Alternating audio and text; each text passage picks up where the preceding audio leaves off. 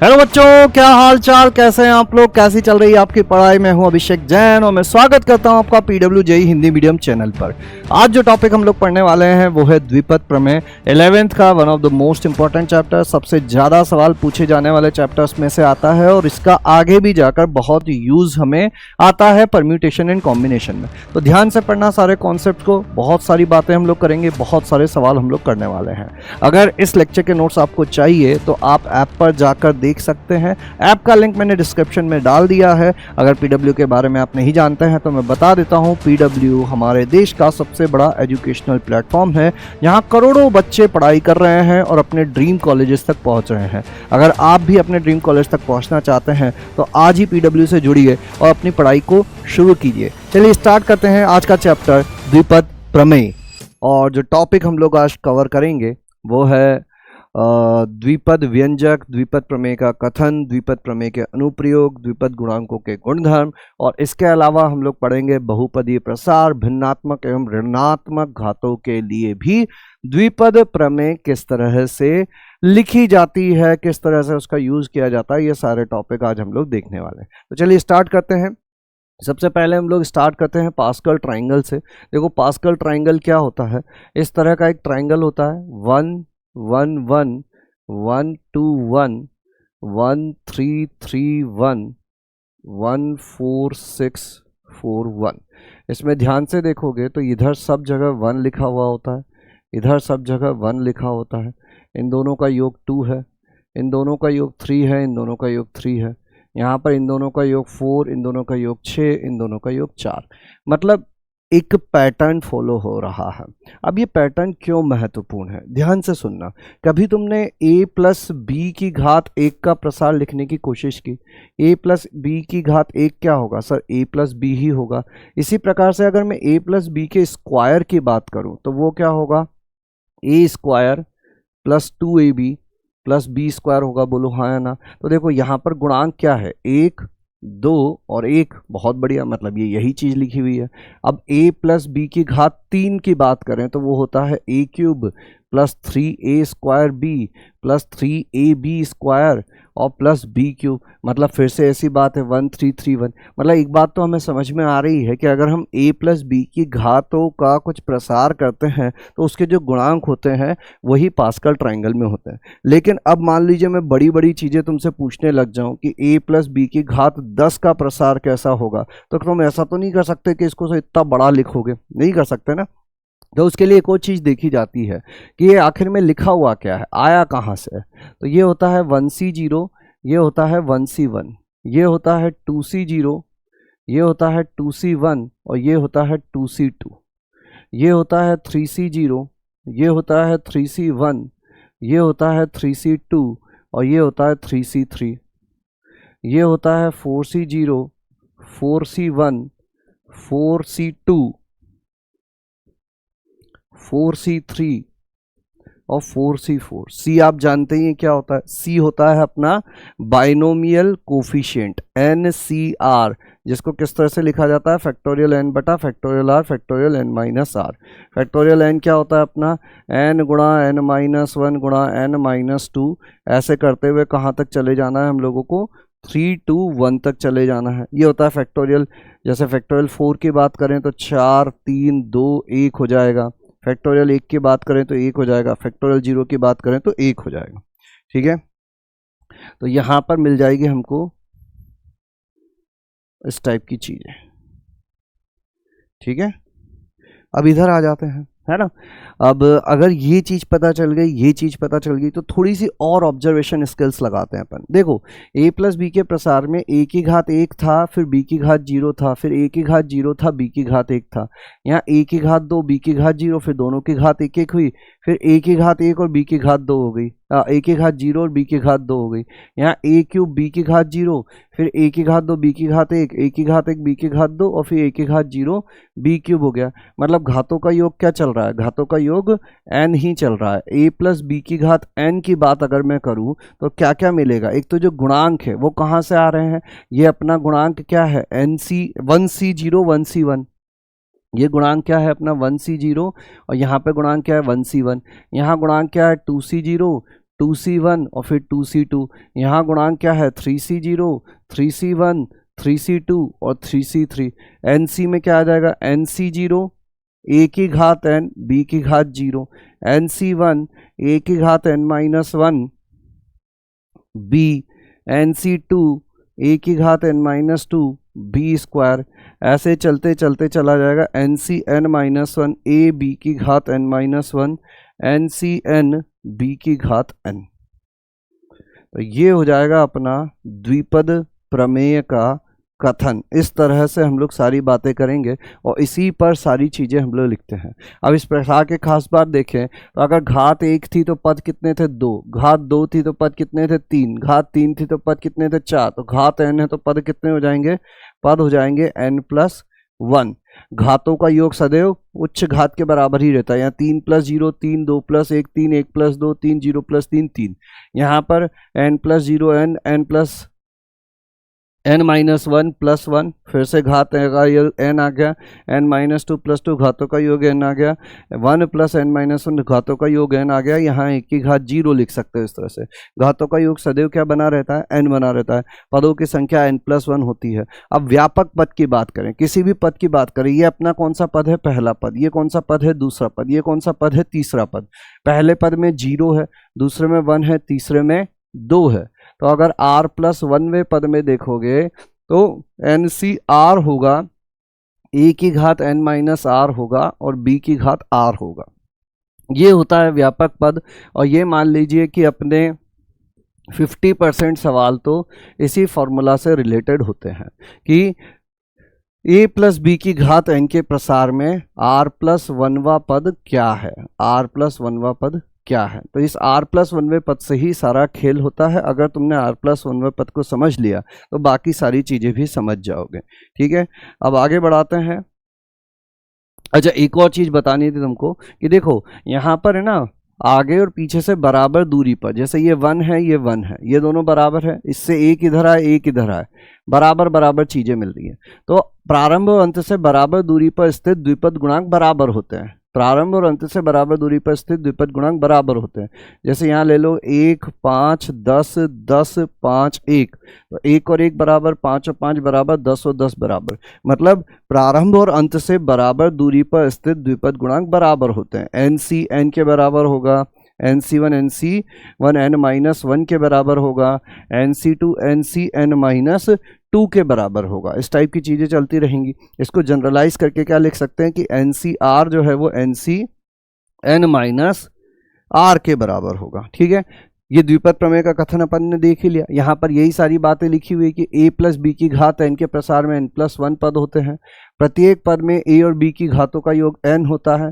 द्विपद प्रसार में शुरुआत और अंत से समान दूरी पर स्थित पदों के द्विपद गुणांक बराबर होता है, यानी कि NCR जो है वो NC n-R के बराबर होता है।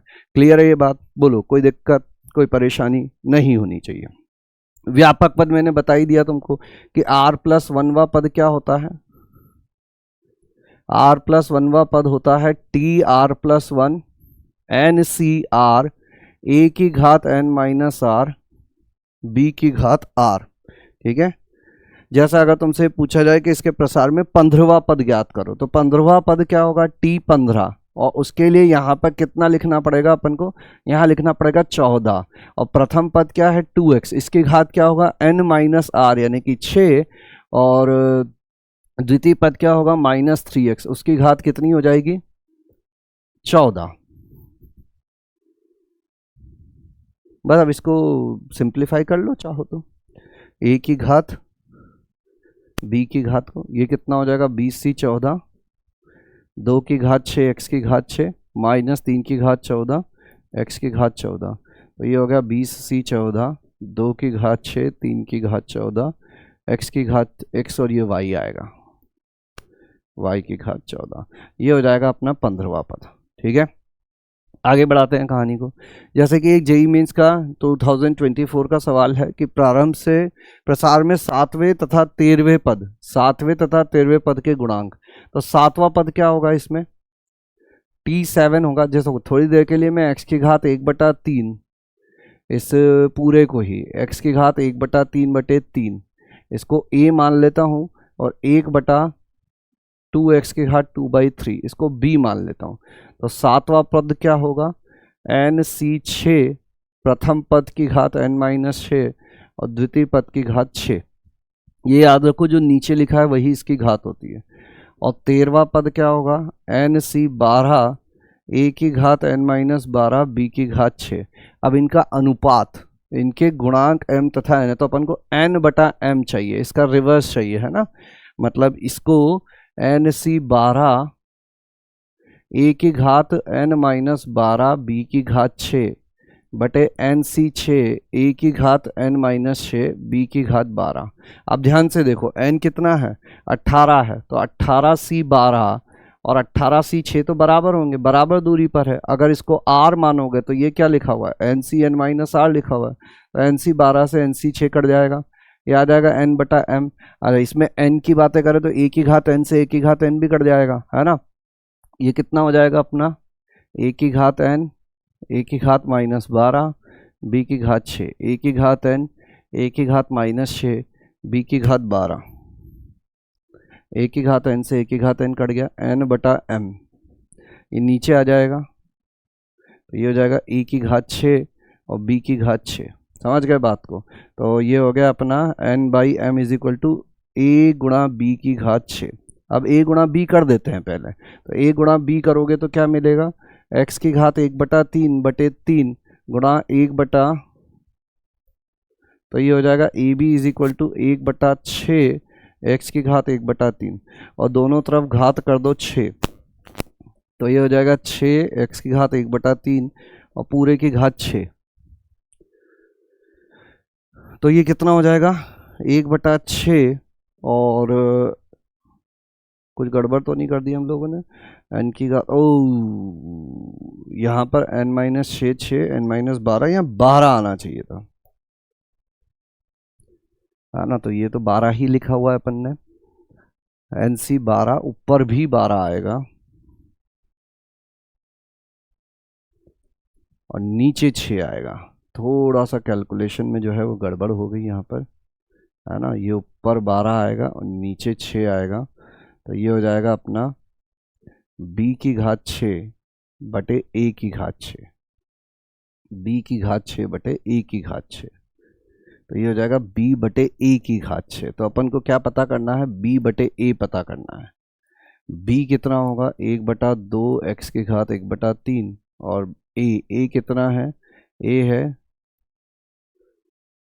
एक मिनट, b हो जाएगा अपना x की घात 2/3 और a जो है,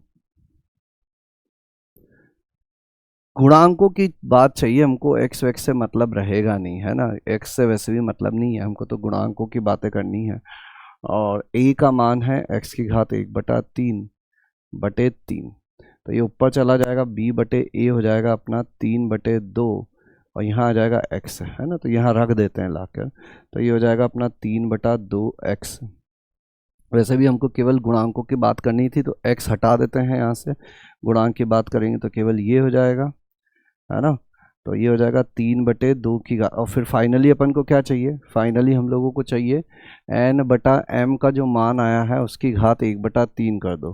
तो 3/2 की घात 6 आई है, इस पूरे की घात 1/3 कर दो, तो 3/2 की घात 2 कर दो और उत्तर 9/4 कर दो। तो उत्तर हो जाएगा D 9/4। क्लियर है, ध्यान से करोगे तो पहुंच जाओगे, ऐसे कोई बहुत बड़ी भारी चीज़ें नहीं है, बहुत ज़्यादा दिक्कतें नहीं आनी चाहिए।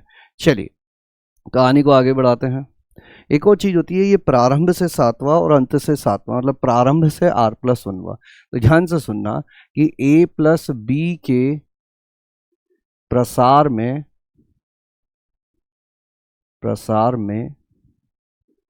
अंत से r+1वां पद जो होता है वो, इसमें पदों की संख्या रिवर्स कर दो। b + a की घात n के प्रसार में प्रारंभ से 7वां पद होता है, प्रारंभ r+1वां, है ना। तो इसके प्रसार में अगर पहले मैं इसमें जो लिखा हुआ है इसको लिख देता हूँ, ये लिखा हुआ है 2 की घात 1/3 + 1/3 की घात 1/3 की घात 7। फिर से थोड़ी देर के लिए मैं 2 की घात 1/3 को a मान लेता हूँ और 1/3 की घात 1/3 को b मान लेता हूँ। तो ये हो गया a प्लस बी की घात 7। इसके प्रसार में प्रारंभ से जो 7वां पद होगा वो होगा 7c6 और a की घात 1 b की घात 6, n है, सॉरी ऊपर n है, 7 7 7 nc6 a की घात n-6 b की घात 6 और अंत से 7वां जो होगा, अगर उसको मैं t-7 बोलूं तो उसके लिए क्या करना पड़ेगा अपन को कि b प्लस a की घात n में प्रारंभ से जो 7वां होगा, इसके प्रसार में प्रारंभ से 7वां कौन सा होगा, nc6 और इस बार b की घात n-6 आ जाएगा, a की घात 6 हो जाएगा, है ना। और इनका अनुपात जो है वो हमको कितना दिया हुआ है, 1/6 दिया हुआ है। तो nc6 से nc6 कट जाएगा, ये हो जाएगा a की घात n-6 b की घात 6 b की घात n-6 a की घात 6 1/6, है ना। तो ये हो जाएगा अपना a की घात n-12 और नीचे b की घात n-12 इज इक्वल टू 1/6। तो a बटे b की घात n-12 1/6, है ना। a और b की वैल्यू ला के रख देते हैं। ये a का मान है अपना 2 की घात 1/3, एक b का मान है 1/3 की घात 1/3, इस पूरे की घात है n-12 इज इक्वल टू 1/6। तो ये हो जाएगा 6 की घात 1/3 n-12 और ये हो जाएगा 6 की घात -1, ये हो जाएगा 6 की घात n-12/3 6 की घात -1 n-12/3 is equal to -1 n-12 is equal to -3 और n इज इक्वल टू आ जाएगा 9। तो उत्तर हो जाएगा 9। क्लियर, कोई दिक्कत कोई परेशानी नहीं होनी चाहिए, कोई दिक्कत कोई परेशानी नहीं होनी चाहिए। बढ़ाएं आगे कहानी को। देखिए इस प्रकार के सवाल आते हैं, वैरायटी में सारी कवर करवा दूंगा ताकि तुम सारी चीज़ें कर पाओ, है ना। कोशिश हमारी यही रहेगी कि ज़्यादा से ज़्यादा कॉन्सेप्ट हम लोग कवर कर लें, ठीक। परिमेय पद, अब इसमें क्या करना पड़ता है, हम लोग को व्यापक पद लिखना पड़ता है। व्यापक पद क्या होगा इसका, 15cr 2 की घात 1/5 की घात 15 - r और 5 की घात 1/3 की घात r, है ना। तो व्यापक r+1वां पद है, ये r+1वां पद है। तो ये हो जाएगा 15cr 2 की घात हो जाएगा 15 - r/5 और 5 की घात हो जाएगा r/3। बोलो यहाँ तक क्लियर है क्या। अब अपन को कैसा पद बनाना है, हम लोग को बनाना है परिमेय पद। कैसा पद बनाना है, परिमेय पद, मतलब घातें जो होनी चाहिए वो कैसी रहनी चाहिए, घातें जो होनी चाहिए वो कैसी रहनी चाहिए, परिमेय रहनी चाहिए। घातें यहाँ पर हमारी परिमेय रहनी चाहिए। तो कैसे किया जाए, हम लोगों को 2 चीज़ें करनी है। एक बार एक स्टेप और आगे लिख देता हूँ इसमें, 15cr 2 की घात 3 - r/5 5 की घात r/3 तो 3 - r/5 ये कैसा होना चाहिए, ये परिमेय होना चाहिए। ये परिमेय कब होगा, जब r/5 परिमेय होगा। r/5 परिमेय कब होगा, जब r क्या हो जाए, 0 हो जाए या r 5 हो जाए या r 10 हो जाए या r 15 हो जाए। बोलो हाँ या ना। और ये भी परिमेय होना चाहिए, r/3 भी परिमेय होना चाहिए। r/3 परिमेय कब होगा, जब r क्या हो जाए, 0 हो जाए, r 3 हो जाए, 6 हो जाए, 9 हो जाए, 12 हो जाए, 15 हो जाए। अगर पूरे पद को परिमेय बनाए रखना है तो ये भी परिमेय होना चाहिए, ये भी परिमेय होना चाहिए। ये परिमेय कब होगा, जब r 0 हो और r 15 हो। ये परिमेय कब होगा, जब r 0 हो और r 15 हो। मतलब केवल 2 ही संभावना है, या तो r 0 हो जाए या r 15 हो जाए। r 0 हो जाए तो पद कौन सा हो जाएगा, प्रथम पद हो जाएगा 15c0, ये 2 की घात 3 और 5 की घात 0 हो जाएगा। बोलो देखो r इज इक्वल टू 0 यहाँ लिख दिया मैंने, 0 लिखते ही 2 की घात 3 और 5 की घात 0 हो गया, ठीक है। इसी प्रकार से कौन सा पद आएगा, अगला 16वां पद आएगा, जिसमें अपन 15c15 लिखेंगे। तो r इज इक्वल टू 15 लिखोगे तो ये 0 हो जाएगा, 2 की घात 0 और 5 की घात कितना हो जाएगा, 5 हो जाएगा। बोलो क्लियर है क्या ये बात। 15c0 होता है अपना 1, तो t1 हो गया 8 और t16 हो जाएगा 15c15 1, 2 की घात 0 भी 1 और 5 की घात 5 कितना होता है 3225, 3125, 625 गुणा 5, तो इन दोनों का योग जो होगा हो जाएगा 3133, यानी कि उत्तर हो जाएगा A. Answer will be A. Clear? कोई दिक्कत कोई परेशानी नहीं होनी चाहिए। चलिए फिर कहानी को आगे बढ़ाते हैं और अगला टॉपिक देखते हैं, मध्यपद।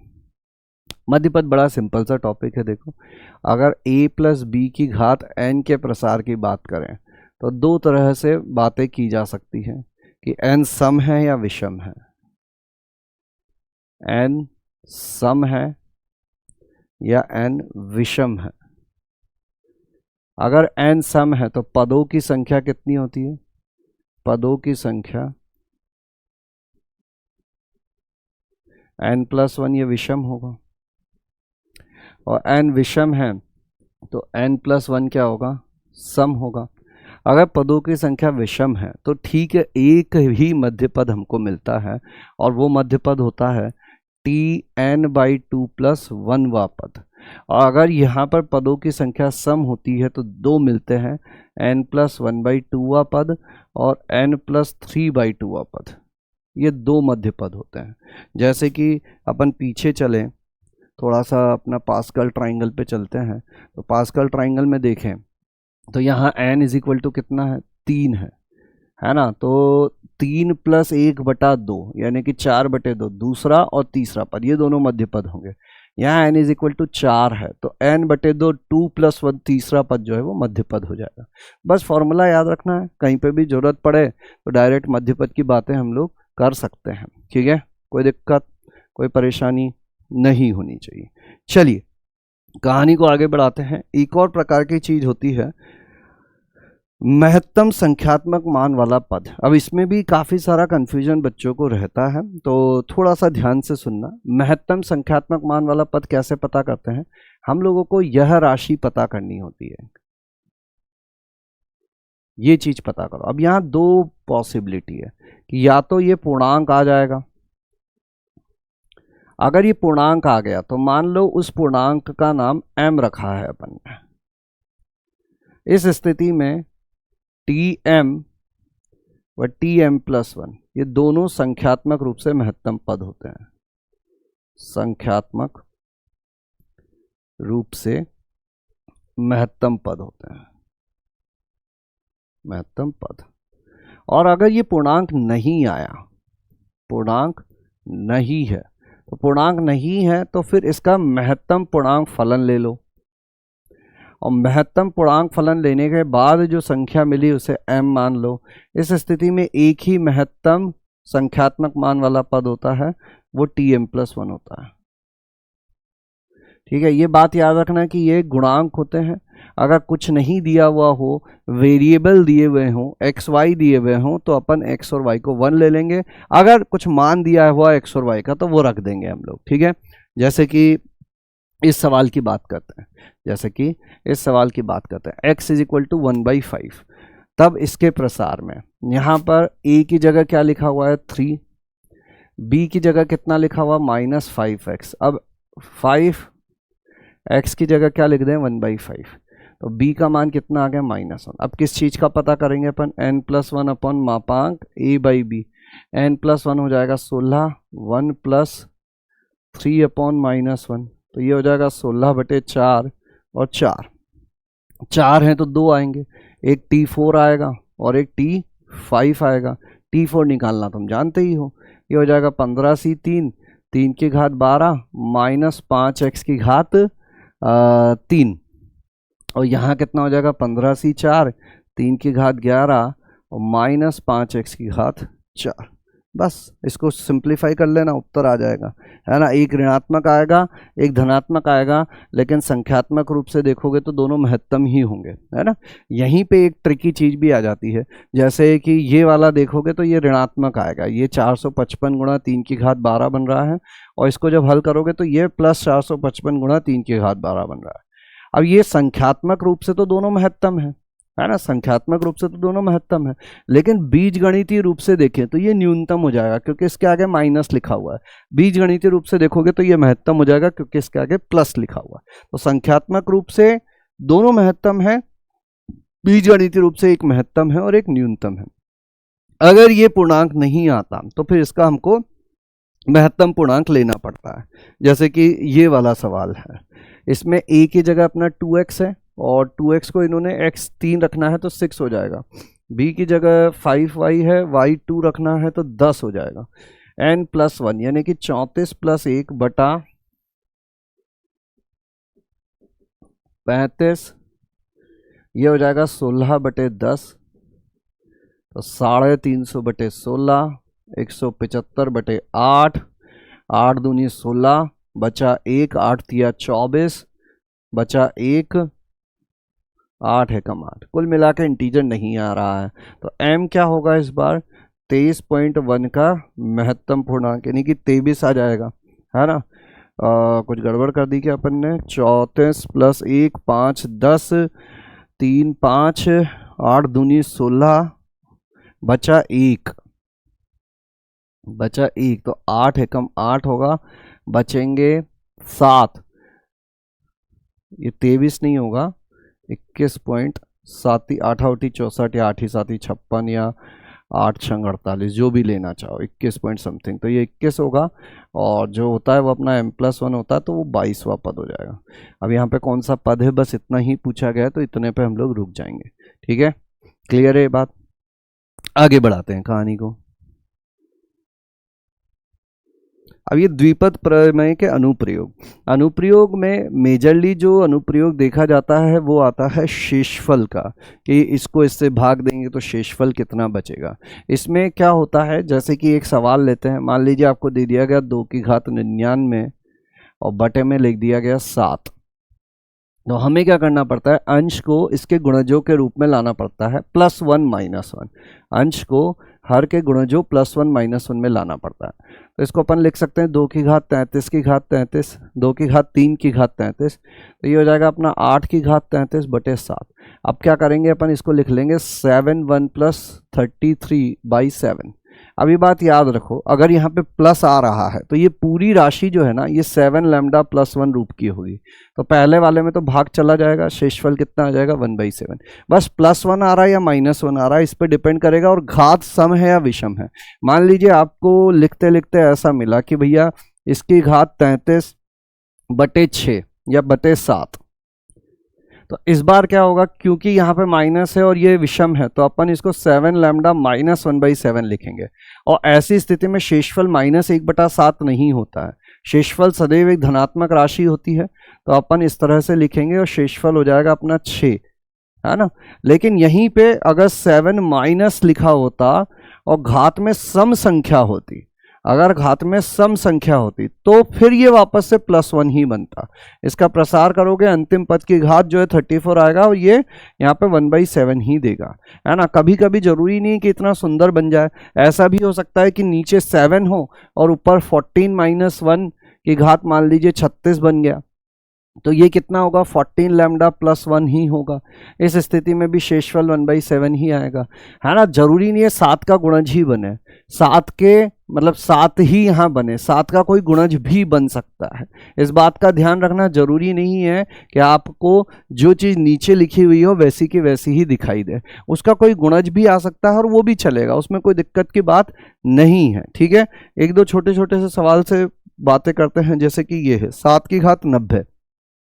अब हम जान रहे हैं कि 7 को तो अपन +-1 में लिख नहीं पाएंगे, तो 7 की जगह अपन क्या ले लेते हैं, 7 का वर्ग ले लेते हैं बटे 5। 7 का वर्ग कितना हो गया 49 की घात 49, यहाँ कितना आ जाएगा 50 - 1 की घात 49 बटे 5, तो ये कितना हो जाएगा 50 लैम्डा -1 होगा। ये क्यों होगा, क्योंकि यहाँ पे -1 है और घात विषम है, तो इसको अपन लिख सकते हैं 50 लैम्डा -5 + 4 बटे 5, तो ये वाला तो पूरा 5 से विभाजित हो जाएगा, शेषफल हो जाएगा 4। बस खत्म, इतने ही सिंपल होते हैं सवाल, कोई कठिनाई नहीं आती है, दिक्कतें नहीं आती, बस ये देखो कि क्या बन रहा है, प्लस बन रहा है माइनस बन रहा है, क्या बन रहा है। ठीक है, आगे आ जाते हैं द्विपद गुणांकों के गुणधर्म। बढ़िया बढ़िया चीजें हैं द्विपद गुणांकों के गुणधर्म। द्विपद गुणांकों के गुणधर्म में सबसे पहला गुणधर्म तो हम लोग देख ही चुके थे।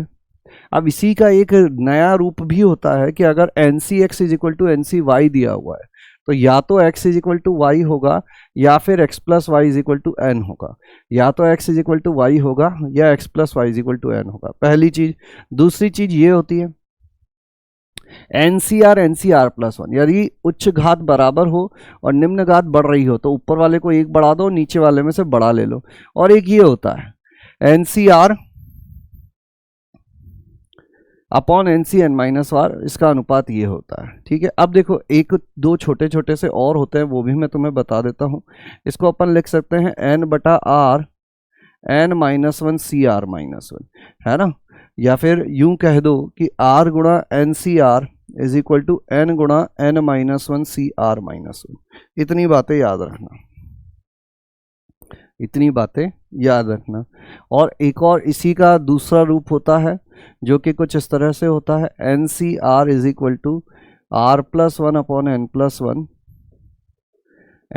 वन सी आर प्लस वन। तो ये नीचे आ जाएगा n C r upon r plus one is equal to n plus one C r plus one upon n plus one. तो मेजरली यही 5 गुणधर्म होते हैं और इस 5 गुणधर्म के अराउंड ही लगभग सारे सवाल हमारे बन जाते हैं। या तो व्यापक पद पे आएगा या अनुप्रयोग पे आएगा या इस पे आएगा, बस इनके अलावा और किसी चीज पे नहीं आने वाला है। क्लियर है ये बात? बोलो, चले आगे बढ़े। इनका अनुप्रयोग देते हैं, इन गुणधर्मों को कहाँ पे यूज कर सकते हैं, कैसे कैसे इनकी जरूरत पड़ती है, ये सारी बातों को समझते हैं, है ना। तो सबसे पहला वाला जो गुणधर्म है अपना, उस पे इस टाइप के सवाल पूछे जाते हैं कि मान लीजिए कि 15C 20C r square is equal to 20C r दिया हुआ है, मान लो। ठीक है, बस इतनी चीज लिख के छोड़ दी गई। तो बताओ आर का मान क्या क्या संभव है। तो अपना क्या क्या मान संभव है, देखो एक तो हो सकता है कि सीधा सीधा ये दोनों बराबर हो, आर स्क्वायर आर के बराबर हो, यानी कि r square minus r zero हो, यानी कि आर गुणा आर माइनस वन जीरो हो, यानी कि R is equal to zero या R is equal to one हो जाए।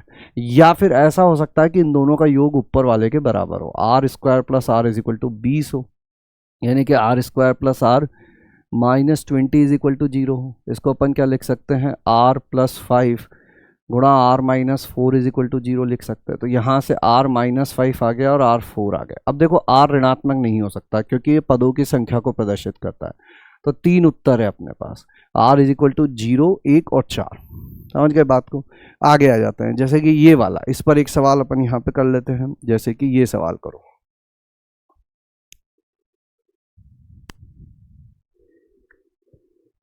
51 माइनस के C3, 51 माइनस के C3, 51 माइनस के C3, इसका क्या अर्थ होता है? देखो सबसे पहले k इज इक्वल टू 0 लिखोगे, ये बनेगा 51C3, फिर k इज इक्वल टू 1 लिखोगे तो ये बनेगा 50C3, फिर ये हो जाएगा 49C3, फिर ये हो जाएगा 48C3, फिर ये हो जाएगा 47C3, और कहाँ तक जाना है 46C3, और 6 लिखोगे तो 45C3। अब क्या करना है अपन को, देखो यहाँ पे देखो 45C3 माइनस में है, ये तो नहीं चलेगा। 45C4 ये माइनस में, इस चीज़ को मैं उठाता हूँ। मैं यहाँ पे क्या करता हूँ, एक 45C4 जोड़ देता हूँ और एक 45C4 घटा देता हूँ। ठीक है, अब देखो ये हो गया NCR और NCR प्लस 1। ऐसा होता है तो अपन ऊपर एक बढ़ा देते हैं, नीचे बड़ा वाला ले लेते हैं। इन दोनों को लोगे तो कितना हो जाएगा, 46, 46, 47 C4। इन दोनों को लोगे तो क्या हो जाएगा 48 C4। इन दोनों को लोगे तो क्या हो जाएगा 49 C4। इन दोनों को लोगे तो क्या हो जाएगा 50 C4 इन दोनों को लोगे तो क्या हो जाएगा 51, C4 इन दोनों को लोगे तो क्या हो जाएगा 52, C4। तो ये पहला बन गया 52 C4 और माइनस कितना आ गया 45 C4। तो 52 C4 माइनस 45 C4। समझ गए किस गुणधर्म का प्रयोग किया हमने? इस गुणधर्म का प्रयोग किया कि NCR plus NCR plus 1 N plus 1 CR plus 1 होता है। समझ गए बात को? अभी जो बाकी तीन है इनका और सवालों में हम लोग प्रयोग करेंगे। फिलहाल के लिए हम लोग एक छोटी सी चीज और जोड़ते हैं यहाँ पर, कुछ विशेष श्रेणियां, कुछ महत्वपूर्ण परिणाम, महत्वपूर्ण परिणाम,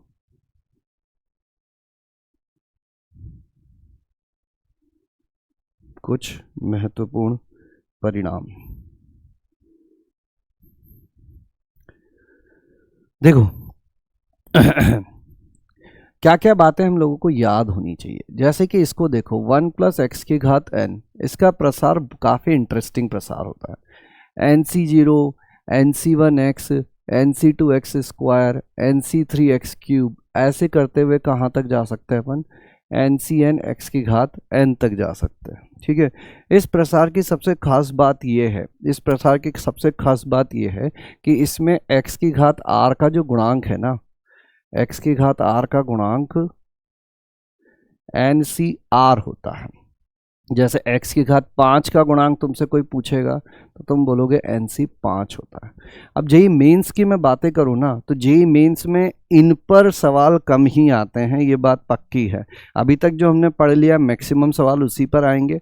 द्विपद गुणांकों के गुणधर्म पे कुछ चीज़ें आ सकती है, और आगे जो ऋणात्मक प्रसार वाले देखेंगे, बहुपदी प्रसार देखेंगे, उस पर कुछ चीज़ें आ सकती है। अब इसका फ़ायदा क्या है? इससे कुछ रिजल्ट हमको मिलते हैं। क्या क्या होते हैं वो रिजल्ट?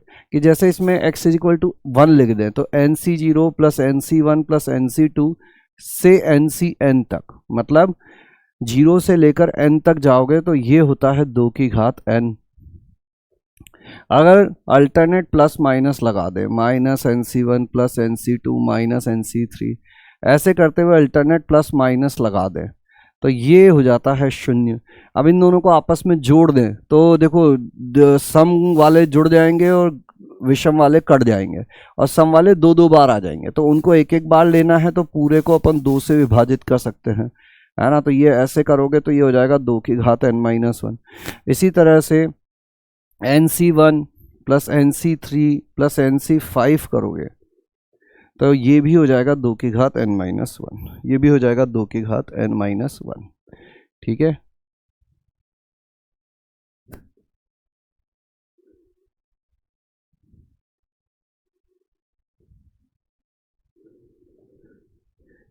ये पहले टाइप के रिजल्ट हो गए। दूसरे टाइप के रिजल्ट जो होते हैं वो कुछ इस प्रकार से होते हैं कि जैसे 2-2 श्रेणियों का गुणा कर लिया जाए, NC0 गुणा NC0, NC1 गुणा NC1, NC2 गुणा NC2, ऐसे करते हुए अगर NCN गुणा NCN तक चले जाएं तो ये होता है 2NCN।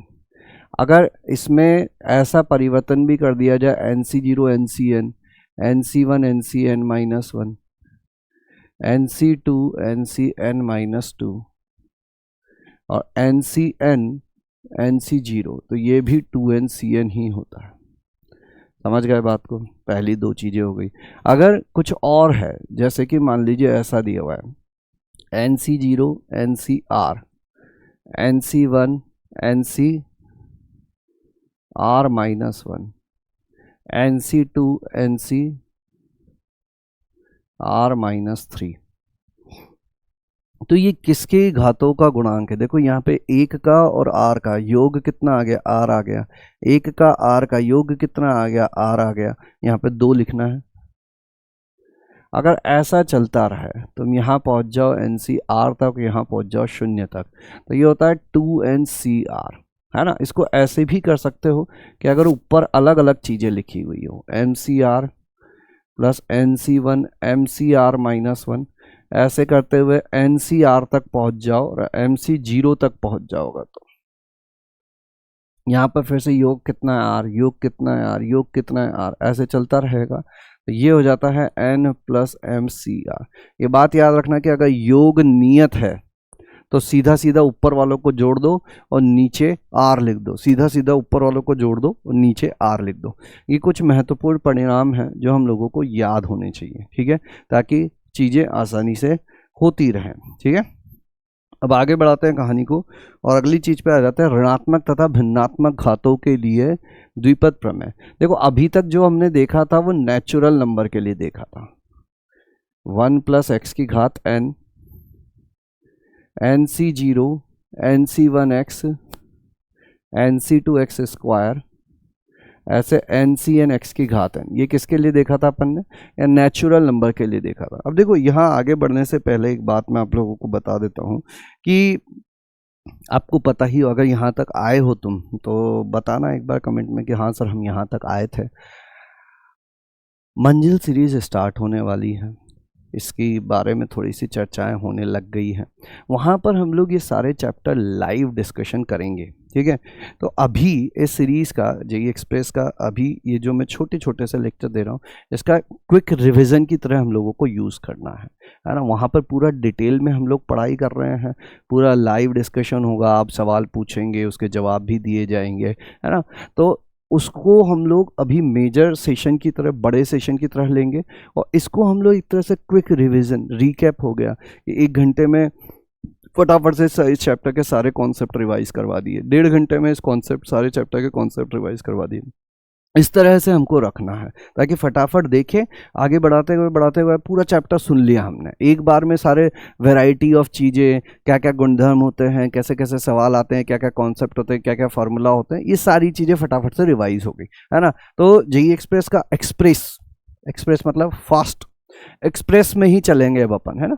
तो जैसे कि इस चैप्टर को भी मैं तुम देख रहे होंगे कि सारे कॉन्सेप्ट फटाफट समझाता चले जा रहा हूँ। तो मतलब यही अब हमको करना है कि एक्सप्रेस की तरह इसको आगे बढ़ा देना है, और जो अपना अगर पूरा डिटेल में पढ़ना है तो फिर बड़ा सेशन अपने लिए रहने ही वाला है। तो इसको आप मेजरली एक क्विक रिवीजन सीरीज टाइप मान सकते हो फिलहाल, जब तक अपना मंजिल चल रहा है। उसके बाद फिर से आएंगे, फिर एडवांस की बातें करेंगे, दूसरा जेईई मेन सेशन जो आएगा उसके लिए क्या जरूरी है वैसी बातें करेंगे, ठीक है। अब अगर मान लीजिए n जो है वो कोई भी वास्तविक संख्या हो जाए, जैसे n जो है वो -1/2 हो जाए या -2 हो जाए, तो क्या ये वाला सूत्र काम करेगा? क्या नहीं करेगा, क्योंकि ये एनसीआर इसके लिए परिभाषित ही नहीं है, एनसीआर तो इसके लिए परिभाषित ही नहीं है। ऐसी स्थिति में हम लोगों को क्या करना होता है, एक दूसरा सूत्र का प्रयोग करना होता है, 1 प्लस एक्स की घात n। यहाँ सूत्र होता है 1 plus n x plus n गुणा n-1 एक्स स्क्वायर बटे फैक्टोरियल 2 प्लस n गुणा n-1 गुणा n-2 अपॉन फैक्टोरियल 3x³ और ऐसे ये कहानी चलती चली जाएगी। अब यहाँ पे कुछ शर्तें होती हैं, ये सदैव नहीं सत्य होता है, ये केवल तभी तक सत्य है जब यहाँ पे लिखा हुआ x क्या रहे, 1 से छोटा रहे। ये तभी तक सत्य है जब तक यहाँ पर लिखा हुआ x 1 से छोटा रहे। इसके अलावा और किन किन बातों का ध्यान रखना पड़ता है हम लोगों को, जैसे कि मान लीजिए ऐसा दिया हुआ है x प्लस वाई की घात n। अब ये तो इस रूप का नहीं है, तो फिर इसको इस रूप में कैसे बदलें? तो इस रूप में बदलने के लिए आप चाहो तो x की घात n कॉमन लेकर इसको 1/y/x की घात n लिख सकते हो, और y की घात n कॉमन लेकर 1 प्लस x/y की घात n ले सकते हो, है ना। अब वो डिपेंड करेगा कि ये बनाना है या ये बनाना है। ये कब बनाओगे? जब y/x 1 से छोटा हो। ये कब बनाओगे? जब y/x 1 से छोटा हो, यानी y x से छोटा हो। ये कब बनाओगे? जब x y से छोटा हो। ऐसी स्थिति में ये रहेगा और अंदर क्या बन जाएगा 1 plus n x n n-1 upon factorial 2 y/x का स्क्वायर, और ऐसे चलता चला जाएगा, ठीक है। y/n 1 plus N x/y n गुणा n-1 अपॉन फैक्टोरियल 2 x/y का स्क्वायर, ऐसे चीज़ें चलती चली जाएंगी। क्लियर है? बोलो, कोई दिक्कत, कोई परेशानी नहीं होनी चाहिए, है ना। बस ये ध्यान रखना कि कब किसको कॉमन लेना है। अभी कुछ सवाल करेंगे उससे और क्लैरिटी आएगी। एक और चीज़ जो हम लोगों को समझनी चाहिए वो ये समझनी चाहिए कि अगर 1 प्लस एक्स की घात n में x की उच्च घातों को नगण्य माना जा सके, यदि x की उच्च घातों को नगण्य माना जा सके, नगण्य माना जा सके, तो ऐसा होता है। ठीक है, बस इन्हीं 3 चीजों पे सवाल बनते हैं। सबसे पहला तो सीधा प्रसार पे बन सकता है, दूसरा कि भाई कब अगर मुझे इसकी बढ़ती हुई घातें चाहिए तो कौन बड़ा होना चाहिए, इसकी बढ़ती हुई घातें चाहिए तो कौन बड़ा होना चाहिए, और तीसरा कि अगर x की बड़ी बड़ी घातों को अपन नगण्य मान ले तो क्या किया जाएगा। जैसे कि एक छोटा सा सवाल अपन लेते हैं,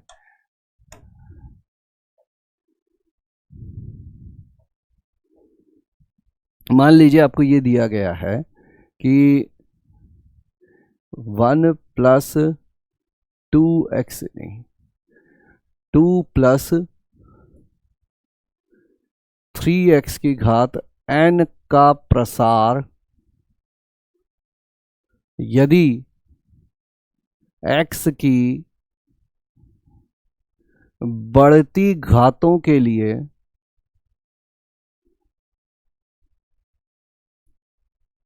वैलिड है तो x का मान ज्ञात करो। अब देखो समझना, n बिलोंग्स टू r है, यहां पर n बिलोंग्स टू r है। अब चूंकि n बिलोंग्स टू r है ना, तो कुछ प्रतिबंध आ जाते हैं। क्या प्रतिबंध आ जाते हैं कि यहां पर ये 2 नहीं चलेगा, यहां पर ये 2 नहीं चलेगा। अब 2 चीजें हो सकती है, या तो आप 2 को उभयनिष्ठ ले लो और इसको क्या बना दो 1 प्लस 3x बाई 2 की घात n बना दो, या फिर आप 3x की घात n को उभयनिष्ठ ले लो और 1 प्लस 2 बाई 3x की घात n बना दो, या तो ये बना दो या ये बना दो। अब ये बनाओगे अगर तो इसमें दिक्कत क्या है, 3x की घात n तो बाहर लिखा हुआ है, यहाँ प्रसार में क्या आएगा 1 प्लस n, अंदर देखोगे तो x की घातें क्या होती चली जाएंगी, अंदर देखोगे तो x की घातें कम हो रही है, फैक्टोरियल 2/2x।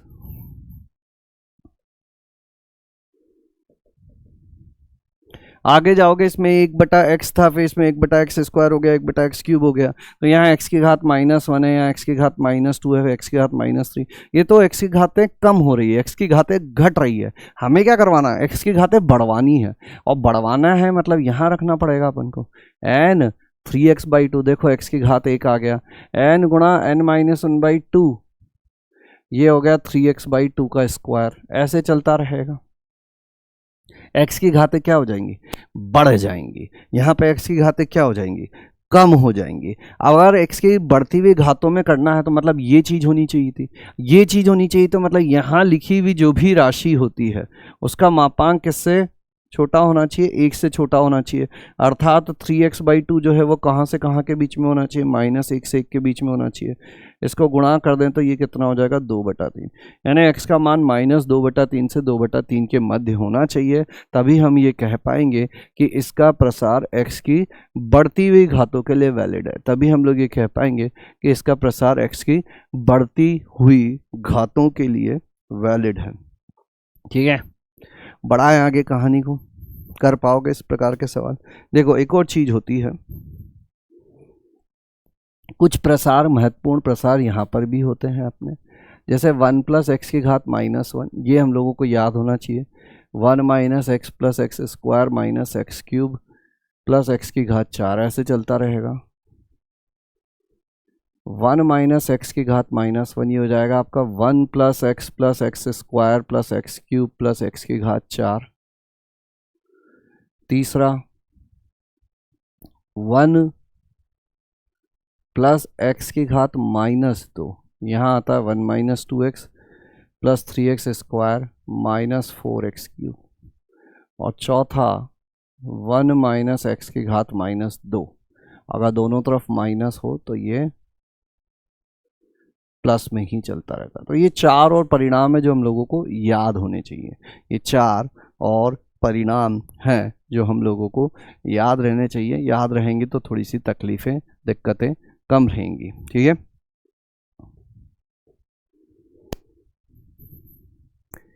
अब कहानी को आगे बढ़ाते हैं। एक चीज और समझते हैं हम लोग, क्या होता है नोट करके लिखो। 1 माइनस एक्स की घात माइनस एन, यदि n पूर्णांक हो, यदि n जो है वो एक नेचुरल नंबर है, के प्रसार में x की घात r का गुणांक ये होता है n plus r minus 1 c r. जैसे कि यहां पर देखें, है ना, n इज इक्वल टू 2 और अपन को चाहिए x की घात 2 का गुणांक, तो ये हो जाएगा 2 प्लस 2 4 माइनस 1 C2, तो हो जाएगा 3C2। जैसे x की घात 3 का गुणांक चाहिए आप लोगों को, x की घात 3 का गुणांक चाहिए किसके प्रसार में, ये तो माइनस वाला है नहीं, सॉरी, इस वाले में देखते हैं। x की घात 3 का प्रसार 3 चाहिए आपको, x की घात 3 का, तो 2 प्लस 3 माइनस 1, और r किसका गुणांक चाहिए था 3 का, तो ये कितना हो जाएगा अपना 4C3 यानी कि 4 हो जाएगा। इसको ऐसे भी लिख सकते हो, या n plus r minus 1 c n भी लिख सकते, n माइनस 1 भी लिख सकते हो, है ना। जैसे मान लीजिए इसके प्रसार में अपन x की घात 98 का गुणांक ढूंढना चाहते, तो वो क्या आता है, एक एक आगे बढ़ रहा है, 99 आता, तो यहाँ कितना हो जाएगा अपना, x की घात माइनस 2 है तो 2 प्लस 98 माइनस 1, और c n कितना है 2, 2 माइनस 1 हो जाएगा, तो ये हो गया अपना 99 C1। या ऐसे भी लिख सकते थे कि 2 प्लस 98 माइनस 1, और किसका गुणांक चाहिए 98 का, तो ये हो जाएगा 99 C98। ये दोनों बराबर ही होते हैं, ठीक है। अब इसका प्रयोग कैसे किया जाता है, इसका प्रयोग ऐसे किया जाता है कि मान लीजिए ये दे दिया जाए आपको कि 1 प्लस एक्स की घात 3 बटे 1 माइनस एक्स की घात 50 के प्रसार में x की घात 100 का गुणांक क्या होगा। तो पहली बार में तो देखने में लगा कि अरे ये कैसे होगा, ऊपर 3 नीचे 50, लेकिन ये इसी चीज़ से हो जाता है। इसको अपन कैसे लिख सकते हैं, 1 प्लस एक्स की घात 3 गुणा 1 माइनस एक्स की घात माइनस 50, 1 माइनस एक्स की घात माइनस, करो एक बार इसको। अगर इसको मैं ऐसे लिखना चाहूँ तो क्या लिख दूंगा, 1 plus x cube plus 3x square plus 3x, और इसके साथ, अच्छा रुको, हाँ ठीक है चलेगा, ऊपर प्लस है नीचे माइनस है, कोई दिक्कत की बात नहीं है। इसमें क्या चाहिए, x की घात 100 का गुणांक चाहिए, तो ये हो जाएगा 1 माइनस एक्स की घात माइनस 50 प्लस एक्स क्यूब गुणा 1 माइनस एक्स की घात माइनस 50 प्लस 3x स्क्वायर गुणा 1 माइनस एक्स की घात माइनस 50, 3x गुणा 1 माइनस एक्स की घात माइनस 50। इसमें x की घात 100 का गुणांक चाहिए, तो उसके लिए इसमें x की घात 100 का, फिर इसमें 3 बाहर हैं तो x की घात 97, इसमें तो x की घात 100 ही चाहिए, इसमें x की घात 97, इसमें x की घात 2 बाहर है तो 98, और इसमें 1 बाहर है तो x की घात 99। करो इस सवाल को, बताओ क्या आएगा, बताओ क्या आएगा, बताओ फटाफट फटाफट फटाफट फटाफट फटाफट फटाफट फटाफट फटाफट फटाफट फटाफट बताओ, ब्रूम।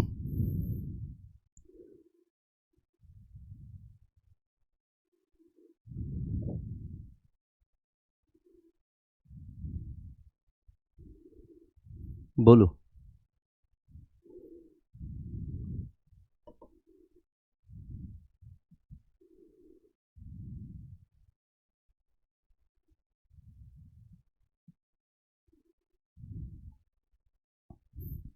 देखो यहाँ है 50, मतलब n का काम कर रहा है 50 प्लस 100 माइनस 1 C 100, जो घात चाहिए उसी को नीचे लिखते हैं अपन, ठीक है।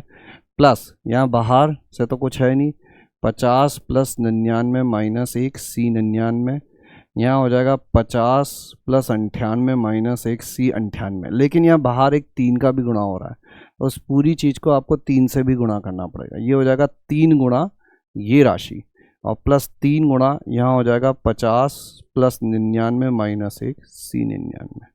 इस पूरे को हल कर लोगे उत्तर आ जाएगा, इस पूरे को हल कर लोगे उत्तर आ जाएगा। क्या ये बात क्लियर है, बोलो। कर लोगे इस टाइप के सवाल, कोई दिक्कत कोई परेशानी नहीं आनी चाहिए। चलिए अब अपन आते हैं अपने अगले टॉपिक पर जिसका नाम है बहुपदी प्रमेय। बहुपदी प्रमेय क्या होती है? जैसे ये द्विपद प्रमेय थी, द्विपद प्रमेय में कितने पद थे? 2 पद थे, है ना। और इसका व्यापक पद अपन कैसे लिखते थे?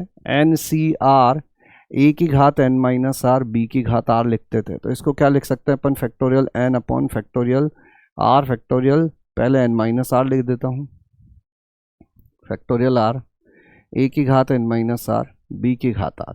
अब थोड़ी देर के लिए अगर मैंने एन माइनस आर को अल्फ़ा ले लिया और आर को बीटा ले लिया तो हम लोगों को क्या क्या मिल जाएगा?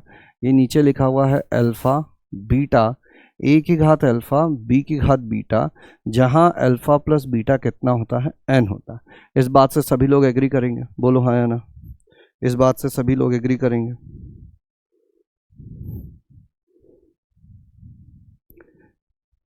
अब मुझे ये बताओ कि अगर यहाँ पर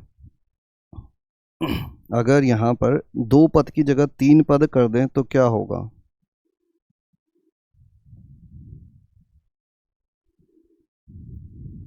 अगर यहाँ पर 2 पद की जगह 3 पद कर दें तो क्या होगा? 2 पद की जगह 3 पद कर दें तो क्या होगा? तो देखो, पहले एक चीज़ और बताओ मुझे कि यहाँ पर पदों की संख्या कितनी होती है? द्विपद प्रमेय में पदों की संख्या कितनी होती है? द्विपद प्रमेय में पदों की संख्या कितनी होती है? तो इसमें अपन बोलते हैं n+1। बोलो हाँ या ना। अब मान लीजिए यहाँ पर मैं 3 पद कर देता हूँ, a प्लस बी प्लस सी की घात n कर देता हूँ। तो व्यापक पद की बात करूँ तो इसका व्यापक पद कैसा होगा? देखो, इसका व्यापक पद कैसा था? ऐसा था। तो इसका व्यापक पद भी कुछ इसी प्रकार का होगा, factorial alpha factorial beta factorial gamma. और ये घातें किस पर डिस्ट्रीब्यूट हो जाएंगी? इन पर डिस्ट्रीब्यूट हो जाएंगी। और घातों का योग कितना होना चाहिए? घातों का योग होना चाहिए n। घातों का योग होना चाहिए n। तो पहली चीज तो ये समझो कि अगर ऐसा है तो इसका व्यापक पद ऐसा दिखेगा, और अगर ऐसा है तो इसका व्यापक पद ऐसा दिखेगा। अगर 4 होंगे तो इसको 4 में डिवाइड कर दोगे, अगर 4 होंगे तो इसको 4 में डिवाइड कर दोगे। अब पदों की संख्या की बात करें तो इसी पे डिपेंड करता है कि यहाँ कितने पद लिखे हुए हैं। जैसे कि यहाँ पर कितने पद लिखे हुए थे? 2 पद लिखे हुए थे, तो इसको अपन लिख सकते हैं n+2 - 1 C2-1। तो ये कितना हो जाएगा? n+1 C1, यानी कि n+1 पद आ गए थे। यहाँ कितने हैं? 2 हैं, 3 पद है, तो n+3 - 1 और C3 - 1। तो यहाँ कितने पद होंगे? n+2 C2 पद होंगे। समझ गए बात को? कितने पद होंगे? इतने पद होंगे। अब इसी हिसाब से मुझे बताओ कि अगर घात 4 कर दें, अगर घात 4 कर दें तो फिर कितने पद होंगे? तो फिर कितने पद होंगे?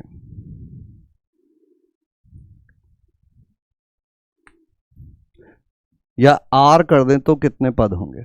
जैसे कि मान लीजिए यहाँ लिख दिया जाए x1 + x2 + x3 से लेकर xr की घात n। तो इसमें पदों की संख्या होती है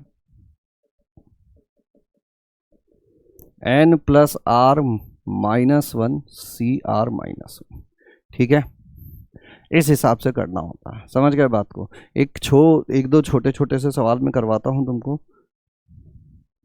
जैसे कि तुमसे ये पूछ लिया जाए कि a + b + c + d + e की घात 12 के प्रसार में पदों की संख्या कितनी होगी? तो तुम क्या करोगे? 12 + 5 - 1 C5 - 1।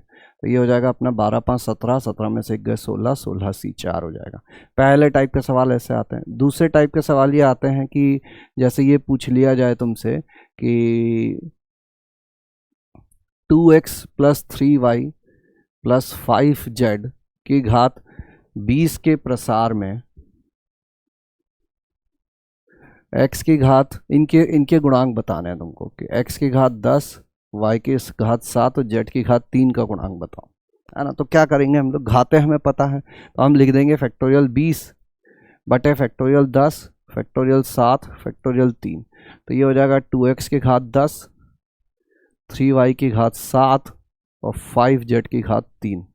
तो ये हो जाएगा 20 factorial upon 10 factorial, 7 factorial, 3 factorial, 2 की घात 10, 3 की घात 7, 5 की घात 3, x की घात 10, y की घात 7, ये इसका गुणांक हो जाएगा। ठीक है, अब अगर ये पूछ लिया जाए कि x की घात 12, y की घात 10 और z की घात 5 का गुणांक क्या होगा, तो अब यहाँ एक दिक्कत हो गई।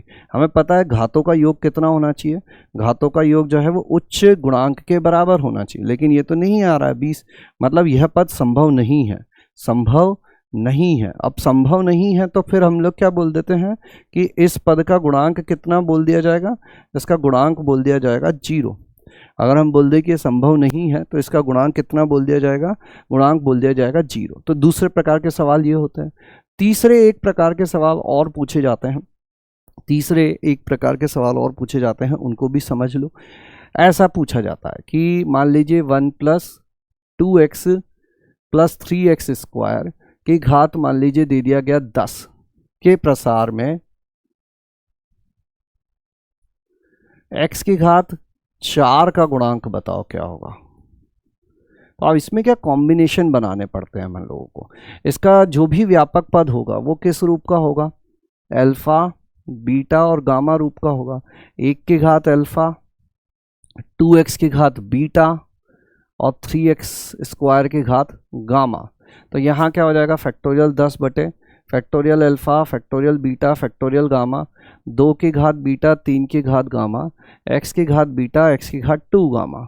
तो ये हो जाएगा अपना x की घात बीटा + 2 गामा, और बीटा + 2 गामा कितना होना चाहिए, 4 होना चाहिए, और अल्फा + बीटा + गामा ये कितना होना चाहिए, 10 होना चाहिए। तो यहाँ बनाने पड़ते हैं कॉम्बिनेशन कि भैया मैं क्या ले लूँ। अब देखो सबसे ट्रिकी पार्ट है अपना स्क्वायर वाला, यानी कि गामा वाला, क्योंकि गामा जैसे ही मैं 0 लूंगा तो बीटा का मान कितना हो जाएगा, 4 हो जाएगा, और अल्फा टोटल योग 10 रखना है तो इसको 6 रखना पड़ेगा। गामा में 1 लूंगा तो बीटा जो हो जाएगा वो 2 हो जाएगा, और ये हो गया 3 तो इसका मान 7 रखना पड़ेगा।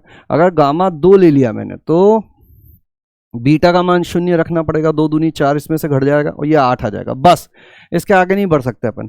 गामा 3 लेंगे तो बीटा ऋणात्मक हो जाएगा, घात ऋणात्मक नहीं हो सकती। मतलब 3 पद संभव है। कौन कौन से पद संभव है, पहला आएगा फैक्टोरियल 10 बटा फैक्टोरियल 0 4 6 और 1 की घात 0, नहीं नहीं नहीं नहीं नहीं, हाँ ठीक है, 0 4 6 पहले 6 लिख देते हैं, 6 4 0, 1 की घात 6, 2x की घात बीटा, 2x की घात बीटा यानी कि 4, और 3x स्क्वायर की घात गामा यानी कि 0।